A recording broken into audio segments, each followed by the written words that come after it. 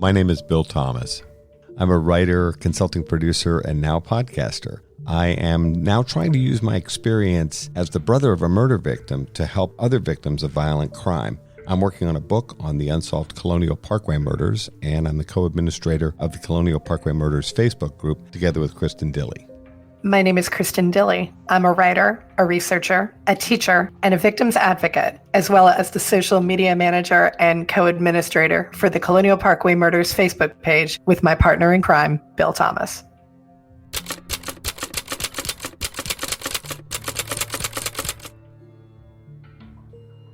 Welcome to Mind Over Murder. I'm Kristin Dilley. And I'm Bill Thomas. We're joined by fan favorite David Mittelman of Othram. David, thank you so much for joining us again on Mind Over Murder. Thanks for having me. You know, David, you're getting to be such a regular on Mind Over Murder that we could almost do, I'm Kristin Dilley, and I'm Bill Thomas, and you could say, and I'm David Mittelman. Like 60 I'm recurring minutes. Guest David Mittelman. Exactly. Starring as the forensic scientist. And my gosh, you guys are just having a month. I feel like every time I turn on my social media feed, it's another case announcement from Othram. We are so thrilled for you guys for all the great work that you're doing. I appreciate it. Our team is growing, and everyone's super excited to share when there's some good news for a family or for an agency. We wanted to ask you about that. So what's up with all of these new staff additions? We've had a lot of folks growing, but I'll call out some people that joined us last year and have just made a huge difference. First one I want to point out is my wife, Kristin. She's been an unofficial kind of part of the group this whole time, but she came on. I was finally able to convince her to join us last year, and she's come on as our Chief Development Officer. So just a background on her, she has a PhD. She's a biochemist by training. I'm a geneticist, so she's a biochemist, which means she's much better at math than I am. And after we finished, we both went to Baylor College of Medicine, both trained there. And she had actually went off to do a bunch of other things. Like she did some patent law stuff for a while, got involved in like policy and process and grants and contracts. She ended up managing a portfolio of research money for the Commonwealth of Virginia when I was at Virginia Tech. So she's got this record, and then she went off to do other things.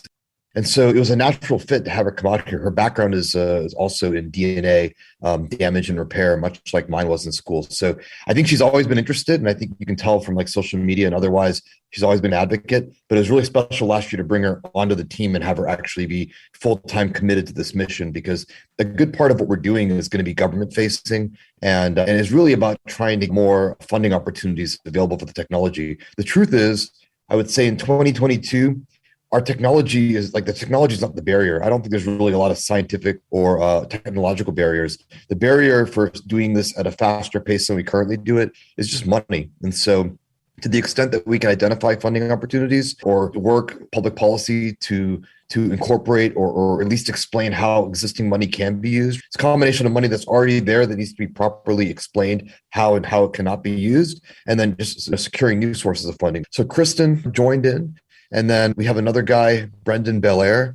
He's a decade-plus veteran from DC. He was on the Judiciary Committee, and he works with Kristin as well, again, on a lot of these issues that kind of bring us to DC to discuss with politicians and other stakeholders how they see this technology fitting in, not just on the next case or 10 or 100 cases, but how does this fit in globally, or at least nationally, to help all cases. He was there when they reauthorized the Debbie Smith Act in 2019 and carved out a huge chunk of money to tackle things like untested sex assault kits and so on. So it's something that he's passionate about, and he's worked from the judiciary side for a decade. And so to have him in-house working alongside us is just great. We also brought on, and Andy is Andy Singer. He's very well known in the forensics community. He needs to do a little bit of work on his social media. Not everyone knows him in the layperson audience. He's a vice president at BOAT, which is one of, I would say, the more respectable forensic labs. They've probably processed more sex assault kits than anybody using STR testing. They're an amazing lab. And he was a vice president there.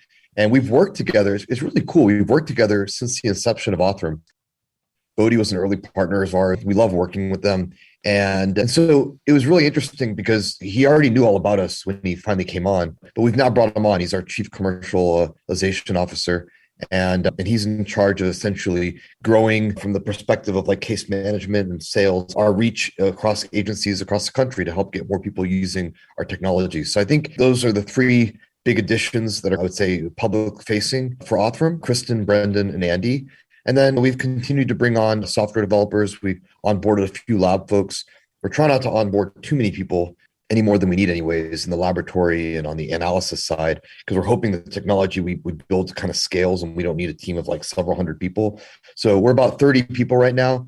I think we'll probably grow to about 50 by the end of the year. Andy, as soon as Andy came on, he got to work and he's been bringing on case liaisons, like law enforcement liaisons in different areas. We just onboarded somebody in Mississippi, a couple folks on the East Coast. And so I can see a little bit of growth happening there under Andy's command. So very exciting. I'm really thrilled because we've got really great technology. We've got an awesome lab, and we've got a core group of folks here that are working these cases side by side with law enforcement. But as it takes more than cool science to make a difference. And so it's really started with me begging Kristin to get in here and help get the eyes and ears of folks that are interested in the problem, but aren't necessarily interested in hearing me drone on about the coolness of the science. And then getting Andy to come in here and bring 14 years experience, I believe 14 or more years experience working with law enforcement to serve their needs. He really understands the customer. He knows what they need. He knows how to get it done in a way that is consistent with how they do things currently. And then again, Brendan bringing in that nice perspective from DC, just being in a different country when you go out there. Everything's very different. People wear ties and nice shirts, and that's his domain, not mine. So considering that you work with your wife, and does work ever just become something that drags home with you? Like, how do you keep a work-life balance separate when you guys are together all the time at work and at home and with your 5 kids? Yeah, I know. And I can totally see where that'd be a challenge if this was the first time we did this. But actually, probably more than you need to know for this podcast, my wife and I, we met 20 years ago. We were actually students together at Baylor, and we worked together in grad school. And we've pretty much worked together always. There's little lapses where we didn't work together because when you have a lot of kids, and especially when they're tiny, someone has to take one for the team and we have to divide and conquer. But yeah, by and large, we've worked together most of our relationship. Our relationship started up because we were training together. I think it's very natural. I love working with her. And if she didn't like it, she wouldn't have joined. So she's very clear on her opinion. So she obviously tolerates me. And yeah, I love working with her on this stuff. And I have to tell you, like a lot of the other folks we've all worked with them for years, some of them even more than a decade. And so it's a really nice feeling when you're here because there's a familiarity in that all of us know each other, or subsets of us know each other. There's some folks that I know from other ventures that are at Othram. It's just a very nice kind of family-like experience. And because we've worked together for 2 decades, so we're really good about hopping in the car and then taking off our Othram hat, literally and figuratively, and then putting on our family hat. And my kids are on the younger side. The oldest 2 kind of know what's going on. They're like, my second oldest kid was like, I saw you on TikTok. So someone on TikTok apparently talked about a case. The Little Miss Nobody case has kind of just transcended the globe and age groups. So one of my kids told me, they were talking about Little Miss Nobody and they mentioned you and mom. And I was like, yes, that's our case. But most of the time they're oblivious to it. And when we go home, it's kind of family time. That may answer our question partially. Kristin and I were wondering if the 2 of you find yourself discussing unsolved cases over dinner, or do you wait until the kids go to bed? It sounds like you do try to draw some bright lines. We definitely draw the line. The exception would be like when Kristin was on Forensic Files a couple of weeks ago, like the kids are pretty pumped to see mom on TV. So we sat on the couch and watched her on TV and we discussed a little bit about the case. But yeah, I think most of the work that we do is, first of all, it's not age appropriate, but also there's a strict policy at Othram about containing information. It's led us not to want to really outsource. We do everything within our walls, and we don't take documents home. No one does, not just us. No one does. We have very much a culture of be intensely focused on the time that you're in the office. We've tried to make the office as pleasant as possible. I even have a beanbag in my office. And so we try to make it as pleasant, as fun as possible so that you can be as efficient and productive as possible. But then when you leave the building, you're done. And you may work on Othram stuff, but it's not going to be casework. Like you might be working on a new piece of software to do something or doing some R&D. I do like R&D experiments. I'll do computer work and other stuff, but the casework stays at the office because it's the right thing to do. And then also is also just like for security and kind of privacy reasons. We don't want to bring stuff home. We don't work on genealogy at home. We don't do any of that at home. It's all done at the office in a contained environment. And I think that works to our advantage. You said that you guys have grown so much. Is that the reason why you are moving into new headquarters in the Woodlands? Yeah, we've been growing a lot. And when we first started, we worked on all sorts of different evidence that would come in. But a lot of the evidence that came in was people would call a work product. It's like the tube of DNA. It's already been extracted. And what we found is, for example, there are older case types that involve skeletal remains or just really tough to work with stuff. And we've just gotten very good at it. A lot of folks, when they have skeletal remains now, they just don't even bother doing an extraction. It's better to send it to Othram.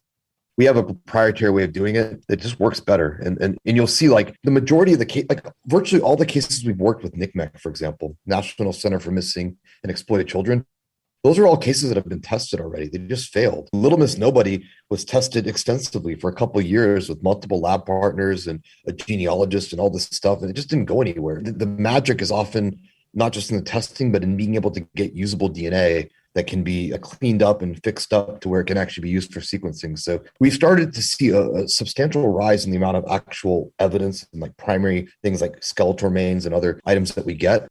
And because of that, we need more space. We need to be able to scale that. Like I don't know if you guys know a lot about working with skeletal remains, but you generally are like sawing off a little part, and so there's dust that's created, and it's something you really can only do one piece at a time. And so you can find yourself bottlenecked by a lot of that front end work. And we do things in a very controlled and regulated way, siloed rooms where the air doesn't mix to the next room. Like there's a lot of infrastructure that isn't sexy and it isn't easy to communicate in like a marketing brochure. There's a lot of infrastructure behind what we do.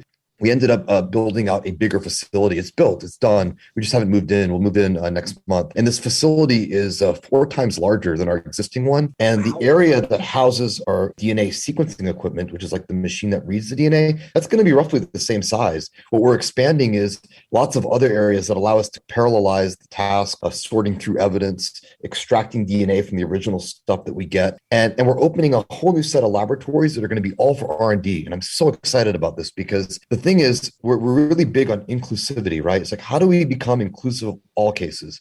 I don't want to solve just the easy cases. I don't want to help solve just 5 cases. I want to be inclusive of all cases, all people, all families. How do you do that? And so the problem in forensics is it's almost an impossible dream because the diversity of inputs that come in are just so great.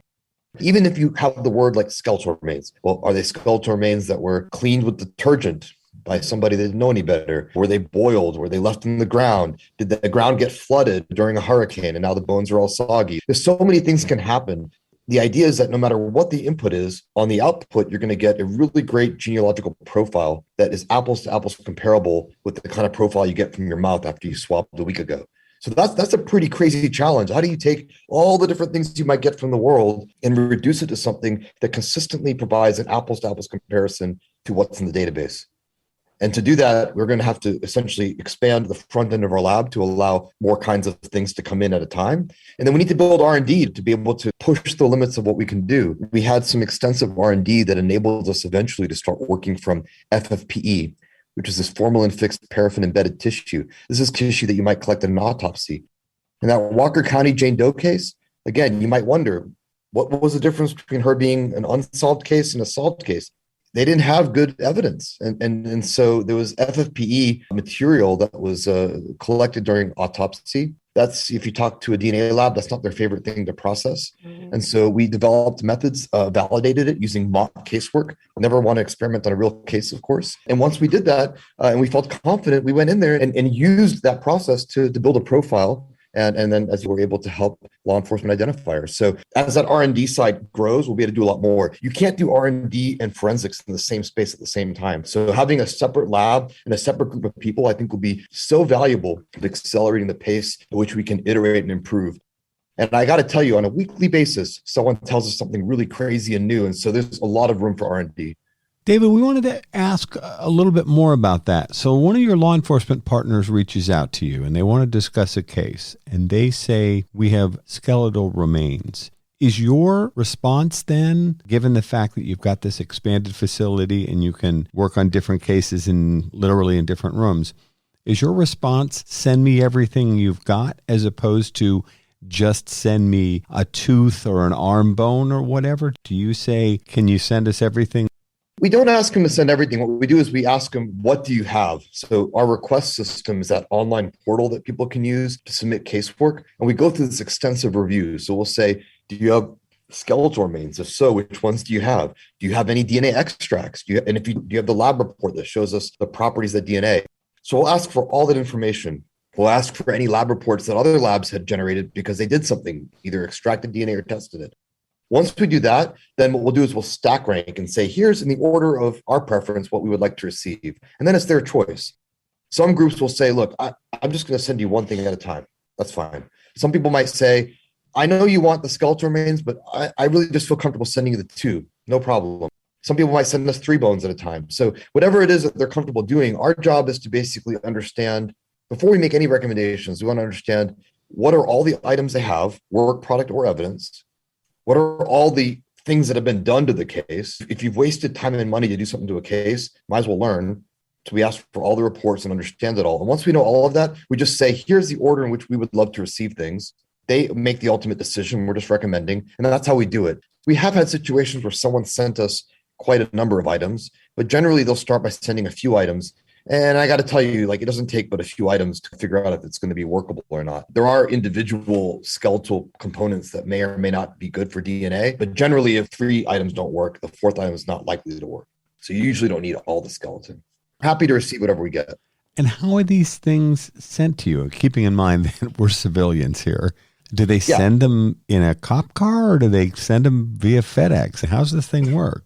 Yeah, I think that the 2 most common ways are sent to us either by FedEx. FedEx seems to be the courier of choice. Often they come in person. I know that sounds weird, but people will literally fly into town and hand deliver us things. We've had folks fly from all over the states. Obviously, if they're in Texas, they just drive in. We've had some actual custom couriers come by. That's less common. Usually law enforcement will personally deliver it. When we worked the case Mississippi Delta Dawn with Jackson County Sheriff's Office, they sent their evidence technician. He got in his truck and he had a sealed cooler of all the items that they wanted to send to us. And he drove, I kid you not, from Mississippi all the way to Houston, drove right into our lab, came up, delivered us the item. We initiated chain of custody with him right there, exchanged ID, did all the stuff we had to do. And then when we were done, he drove all the way back and came and picked it all up. It was more fun on the way back, though, because we traded challenge coin.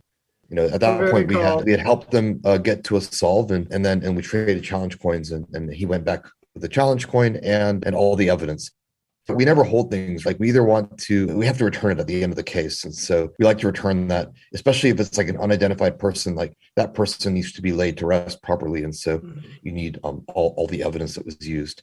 If we have a tube of DNA, we'll either ship it back or sometimes if we have to consume it, then if it's consumed, then that's how we're done.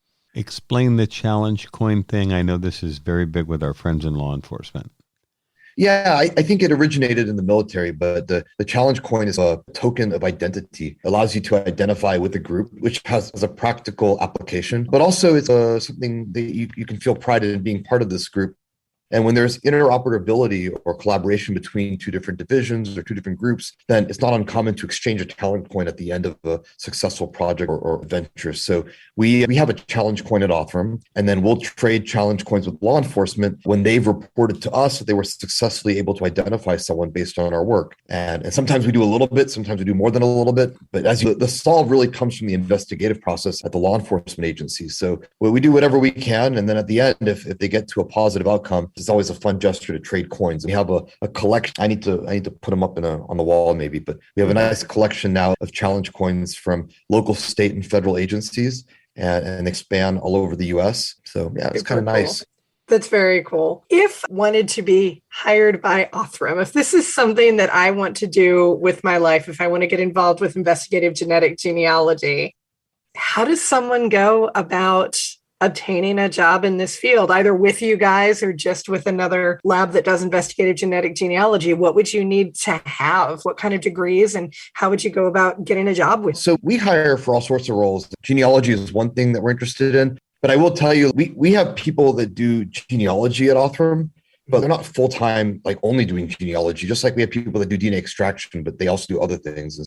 We have an in-house lab, and we've got an interdisciplinary group of folks. So we view these roles as more like a skill than careers. So I'm not the best person to know. I've never seen job ads for genealogists, I may have not looked very hard. So I don't know a lot about like how you get a job as a genealogist. I know a lot about genealogists that do consumer genealogy, parentage, and other things. And it seems to me, from my very minimal understanding, a lot of them are like consultants, or I know that there's some that like work for companies like Ancestry.com. I don't know if I think labs will sometimes have a person on hand that represents their genealogy, but I don't know. I'm not really clear on how that works. What we've done at Othram is we have folks that can do all sorts of different things, including genealogy. We have folks that are experts in world history. You can just contextualize results. Is that called genealogy? I don't know. It's something that's related to genealogy. Mm-hmm. So there's like a lot of different pieces to that. Sometimes we have these cases where there are hits that are in excess of 1,000 centimorgans, and it's pretty clear like who the person is. Like, is that genealogy? That's more like a phone call to the law enforcement. Then they call the relative and are you missing this person? And they're like, yep. And so that's the end of the case. So I don't know that I have a lot of advice there. I think genealogy kind of organically grew out of personal interest for people that kind of were early adopters to the consumer genomics market. And I met a lot of them through my role when I was at a large consumer genomics company for a while. This was years ago and not related to my current pursuits. But coincidentally, I was actually the chief scientific officer at a large genetic testing company that did consumer testing. I interacted with genealogists and I got to learn and understand genealogy, having, again, at that point, not foreseen that it would be useful in this current application. So yeah, I don't know much about that.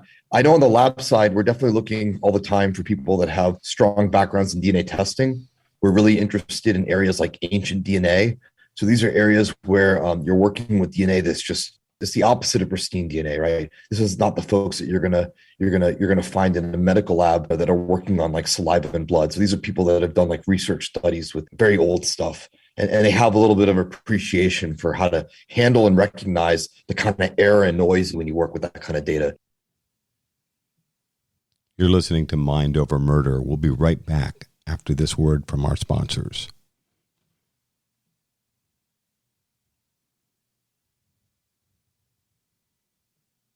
We're back here at Mind Over Murder.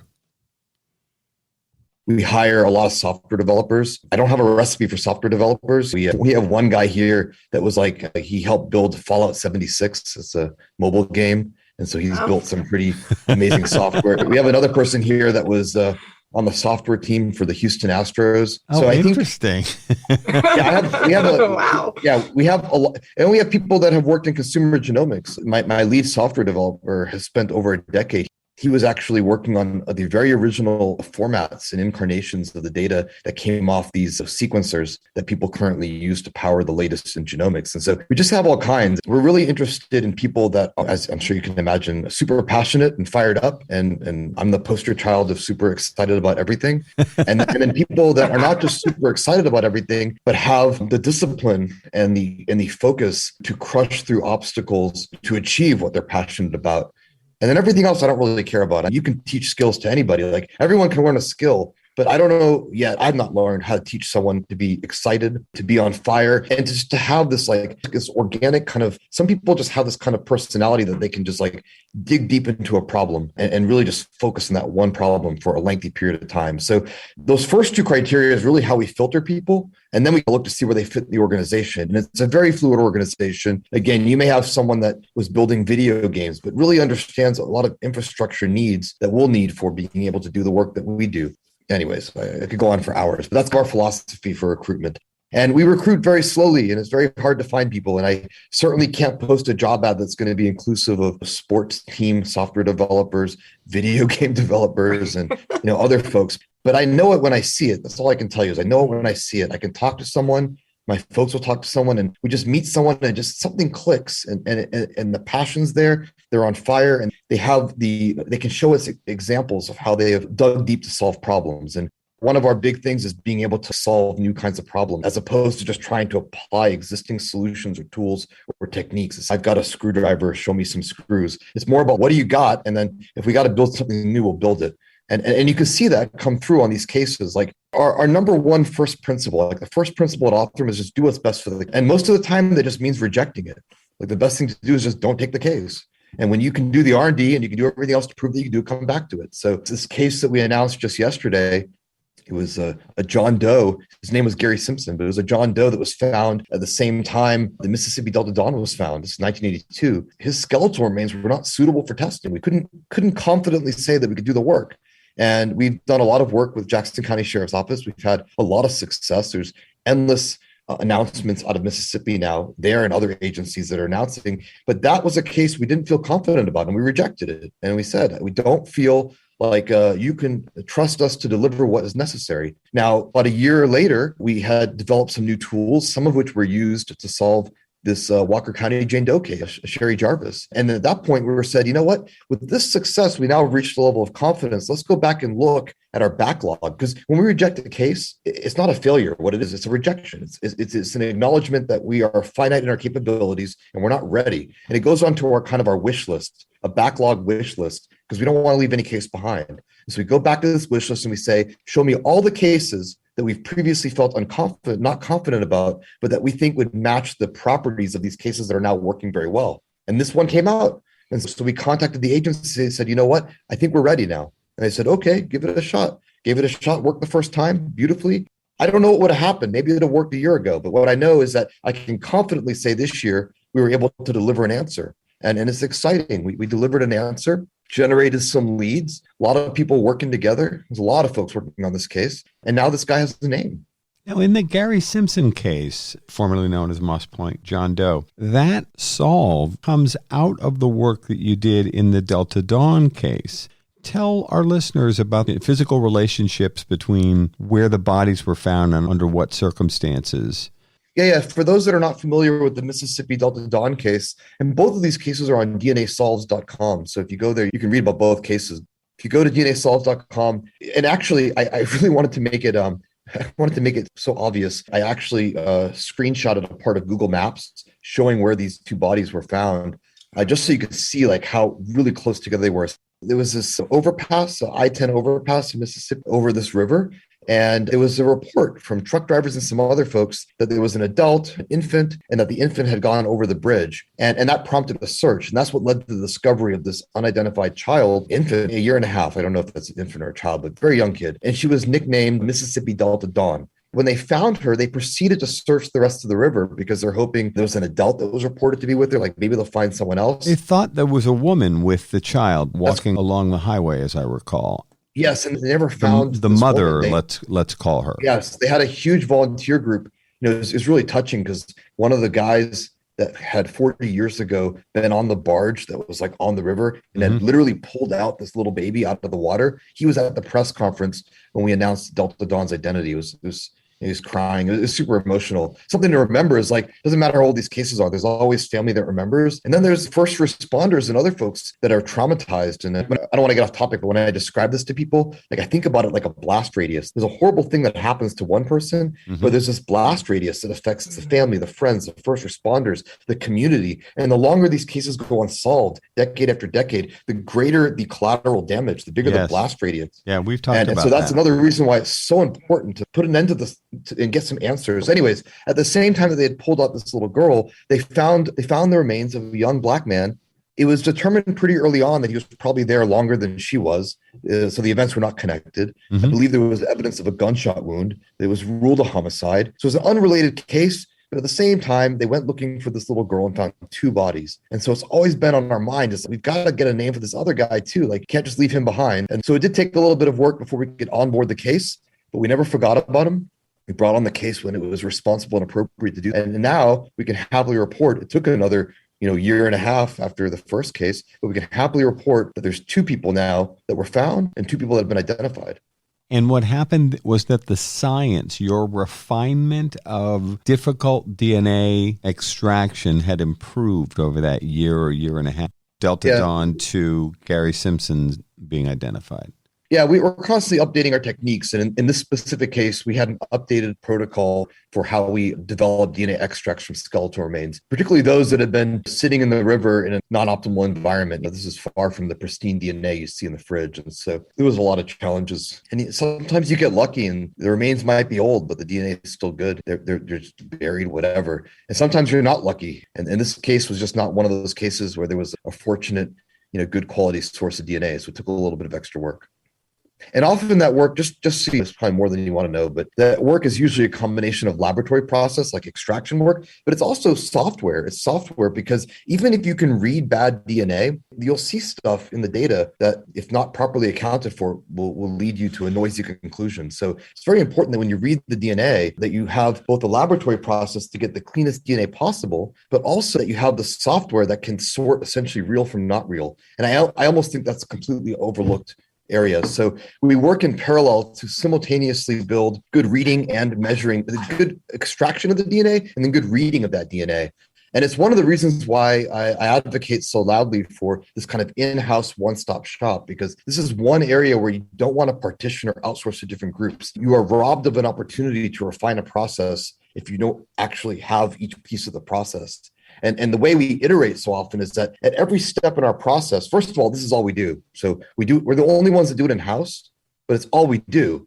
And so we can be, since we're purpose built for just IDing people from crime scenes, we can overfit for this one use case. That's very valuable. And then second, because we do it all in-house, each piece is refined such that it is the best possible way to do it for the next step. And the other thing is, because we do it in-house, we know the outcome of our work. So every case we do, Kristin will say this in interviews, but like every case we successfully help solve becomes a truth set and a learning opportunity to figure out what happened. Even if it worked, what could have been done to make it work better? As all of a sudden, when you know the relationships and everything else, it becomes very clear what was noise, what was real, what was the real relative, what was a fake relative. And so that information is invaluable. And we've touched more evidence with this method than anybody on earth. And so we have a growing library of information. And with that, we can tune. And that's the difference between outsourcing or consult and actually rolling up your sleeves. That's why I talked about like passion, number one. But remember, I said number two is like the ability to dig into a problem. We have the battle scars. We've got the sleepless nights of having suffered the challenges with this casework year after year. And we've now got this incredible library of information that we use as a reference point to figure out how to continuously improve the process. And so that's just something worth mentioning. Like, again, it's not something that goes on a brochure, but it's a real part of the success. It's not just smart people or nice equipment or a bigger lab. It's the ability to real-time understand and learn and refine what we're doing. I'm curious if you have, I feel like you guys probably solve so much. It's got to be a little overwhelming at times trying to keep track of what have we solved and how many cases have we broken this week. But just for our listeners, do you have a record for like how many identifications and case solves you have? I don't know. I think we may have done 5 or 6 just in the last week and a half. Wow. There's a whole bunch of there's a whole bunch of cases that have come out now. I mean, you're not in full control. Like sometimes you'll have cases that roll out at a certain time and then it's coincidental, but like a bunch of agencies just happen to deploy the announcement on the same time. We have a case coming out tomorrow, but I didn't plan it that way. So I got a phone call. It's a case that we did with the Bureau and they called me up yesterday and said, there'll be a press conference tomorrow. And so I'll be rushing to our Facebook group tonight to come up with a fun way to tease the news. Sometimes it can just be an avalanche. And I remember talking to Kristin the other day. I was like, what's going to happen when we have 5 cases in a day? Like at some point you want to space things out just because I love telling good news. Don't get me wrong. There's nobody more excited than I am to be able to deliver good news to a family, to tell the story. The one thing that is really important is I do want to tell the stories. I want people to understand and I want people to remember these folks. Since we disproportionately will tease or drive excitement around cases that we feel just haven't gotten the priority. But you don't have to excite anyone about Little Miss Nobody. That case has swept the universe. Exploded. Everyone was obsessed with that case. And so that announcement went without a hitch. And I'm not worried that someone will miss the news. This case of Gary Simpson, like he didn't get the visibility because there was no way to get anything from the profile. We couldn't get a profile early on. We weren't confident we could anyways. And that case, I think, is important.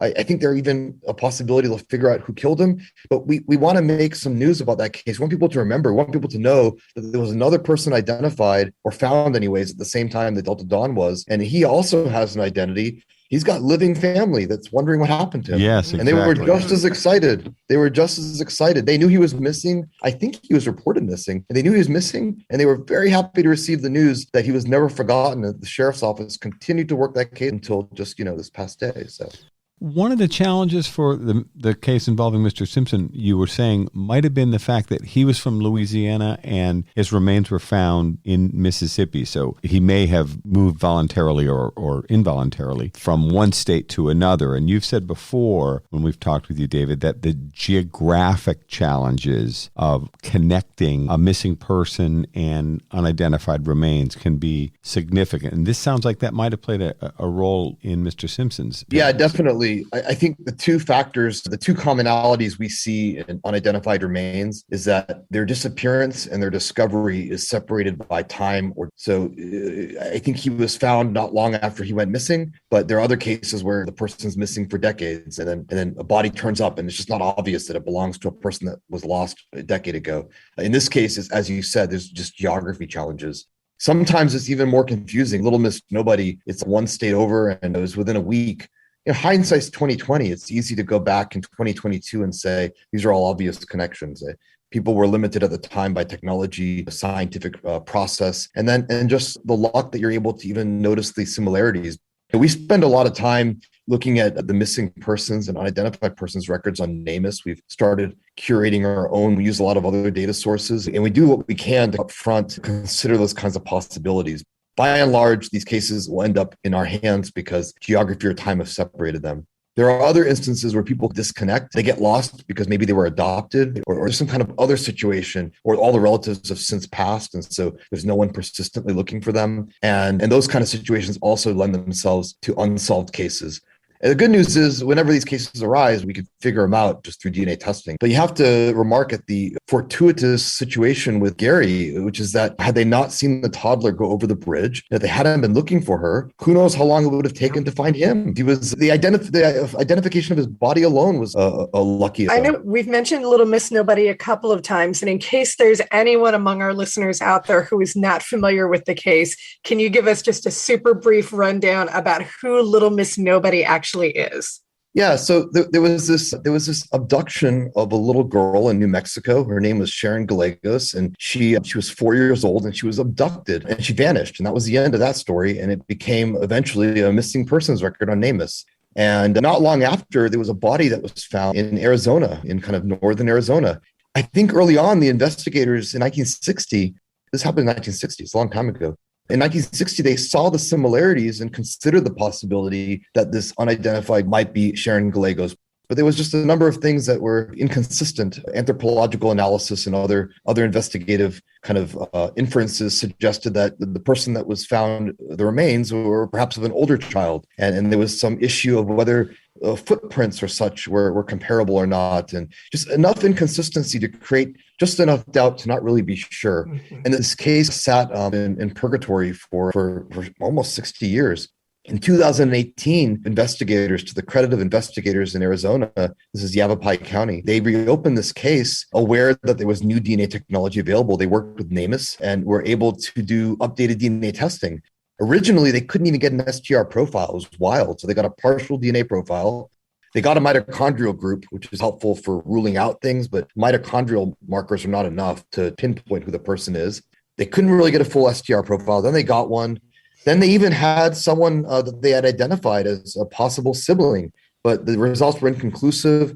So it's just been this case has been plagued by an early hypothesis that couldn't be definitively demonstrated one way or the other. The technology just wasn't good enough to know, what the situation was. The case took a turn for the worse in the sense that they then partnered with a group that sent it to a few labs and did some stuff, and it led to no answer, but even threw them even further into the dark as to what was going on. And with all the options exhausted, all the leads exhausted, they tried advanced DNA testing. They tried this forensic genealogy stuff too. They tried everything, and it all just failed. And also they ran out of money. We were aware of this case, and it just bugs me to think that there's a case that is so intractable. It's skeletal remains, is it truly intractable, or is there something we can do? I actually wasn't aware of this case. Michael Vogan on our team was, and he reached out and he's like, look, let us take a look. What happened? I want to see the reports. And we're looking at the reports and we're like, I think this case is workable. I don't think this is an intractable case. Remember, they got an STR profile in the end. So was it tricky DNA? Probably. But is it like the worst DNA Othram's seen? No way. This DNA was actually I would call it like good quality Othram level DNA. The worst thing you've ever seen is probably like mid-grade Othram. This would be on the Othram scale of excellence, like on the high end. It was a great case. We were happy to get it. That's your specialty, though, is really hard to crack. Yeah. We take stuff that's just really crappy looking, low quantity, degraded. So in grading on a curve, this would have been a passing grade. This is like passing with flying colors. But I get that it was a little challenging for other groups. And so we look at this DNA. This DNA is totally workable. What is going on? So Michael said, look, I want to help you. He was working with a part-time investigator, John Shannon. Wonderful dude. This guy, he makes me look not passionate. It's possible, but this guy's more excited than I am. He's calling me every night. I love this guy. We want to meet this guy. You have to meet him. He probably drinks more energy drinks than I do, or he's just high on life. So I was like, there's a way we can get to an answer on this case. But he said, look, guys, I'm just going to be honest. Like, we don't have the funding and we can't do it. So I was like, you know what? We have this platform called DNA Solves. You guys are well aware. We crowdfund cases all the time. And by the way, this case is like wildly interesting. Let's go for it. So we put it up on crowdfunding. Kristin and others on the team coordinate. Michael, Kristin, they all coordinate with the local media. Local media loves this case. So you know what? We want to help. It's a sad case too. Really. Yeah. This is a case that just feels wrong. It feels like it's a crime that is not solved. So all the folks in the media are like so sympathetic. Like, we want to get this case out. They tweet out the campaign. Everyone's talking about it. They're writing about it in the stories. This case funds in 24 hours. The Yavapai County put in 1,000. Wow. Oh, yeah, less than 24 hours. Kristin was giving everyone the hourly rundown. And I don't think we made it to hour 24. So case is fully funded. We take on the case. It was, as we had suspected from the lab reports, it was a pretty tractable case. Built a profile, start digging into some of the genealogy, and we become aware that there's this possible sibling relative. Remember I told you that was not ruled out. It was inconclusive. Yeah. That's right. It was inconclusive.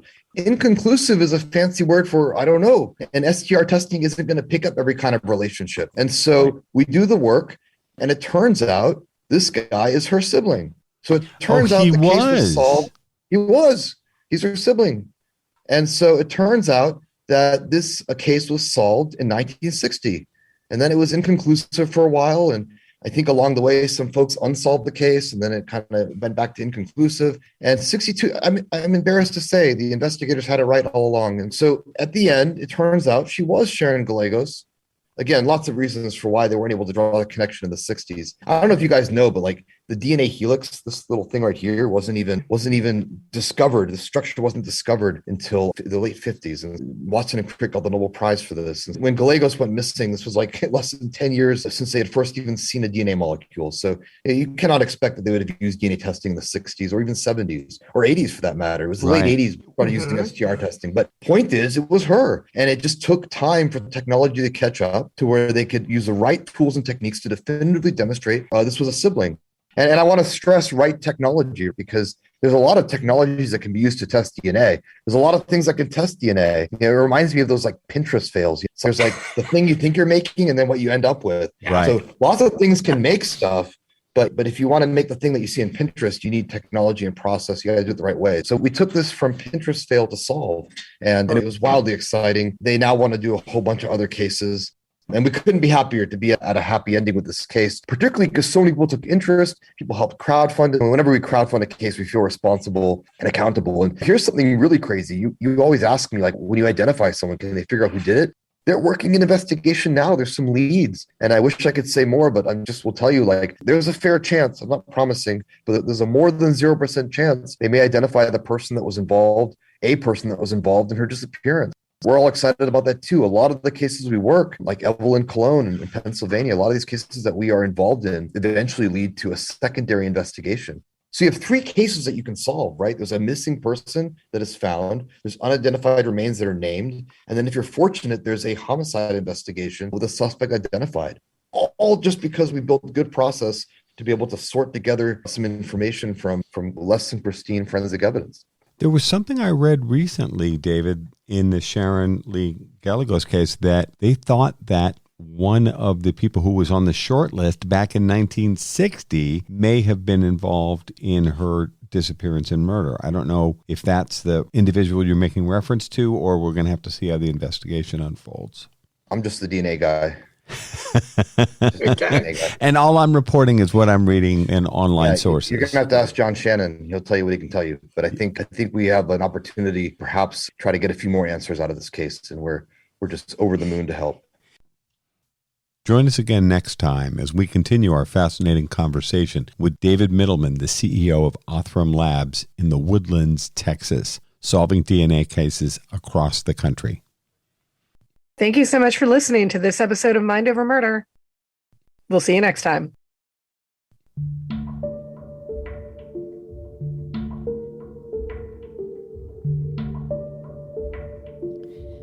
Mind Over Murder is a production of Absolute Zero and Another Dog Productions. Our executive producers are Bill Thomas and Kristin Dilley. Our logo art is by Pamela Arnois. Our theme music is by Kevin MacLeod. Mind Over Murder is distributed in partnership with Crawlspace Media. You can follow us on Facebook, Twitter, or Instagram. You can also follow our page on the Colonial Parkway Murders on Facebook. And finally, you can follow Bill Thomas on Twitter at BillThomas56. Thank you for listening to Mind Over Murder.